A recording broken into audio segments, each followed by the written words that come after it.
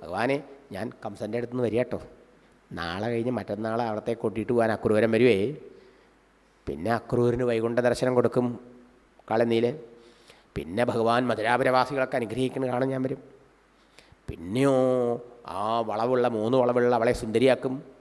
പിന്നെയോ ഭഗവാൻ വലയാപീഠത്തെ കൊല്ലും, പിന്നെ മുഷ്ടിക ചാണൂരന്മാരെ കൊല്ലും, പിന്നെ കംസനെ കൊല്ലും, പിന്നെ ഉഗ്രസേനെ ജയിലിൽ നിന്ന് മോചിപ്പിച്ച് രാജാവാക്കും, പിന്നെ അച്ഛനമ്മമാരെ ജയിലിൽ നിന്ന് മോചിപ്പിക്കും, പിന്നെ ഗുരുകുലത്തിൽ പോയി പഠിക്കും.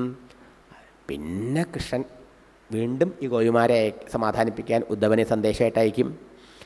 പിന്നെ ഭഗവാൻ ദയാസുന്ദരുമായി യുദ്ധം ചെയ്യും. പിന്നെ ദ്വാരകയിലേക്ക് പോകും. പിന്നെ മുചുകുന്ദന് സൽഗതി കൊടുക്കും. പിന്നെ യവനനെ മുചുകുന്ദനെ കൊണ്ട് കൊല്ലിക്കും. പിന്നെ ഭഗവാൻ ദ്വാരകയിലേക്ക് പോയി രുക്മിണിയെയും തൻ്റെ ഭക്തകളായ ആ ദേവിമാരെയൊക്കെ വിവാഹം കഴിക്കും. പിന്നെ അതൊക്കെ കാണാൻ ഞാൻ വരാട്ടോ ഭഗവാനെ എന്ന് പറഞ്ഞ് നമസ്കരിച്ചൊരു യാത്ര.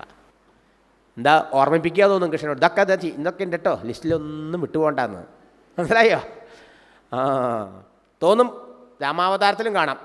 നാളെ പട്ടാഭിഷേകം നിശ്ചയിച്ചു മഹാരാജാവ്. ഇന്നേ ഒന്ന് നാരദൻ പരിഭ്രമിച്ച് ദേവന്മാർ പരിഭ്രമിച്ച് അയച്ചു.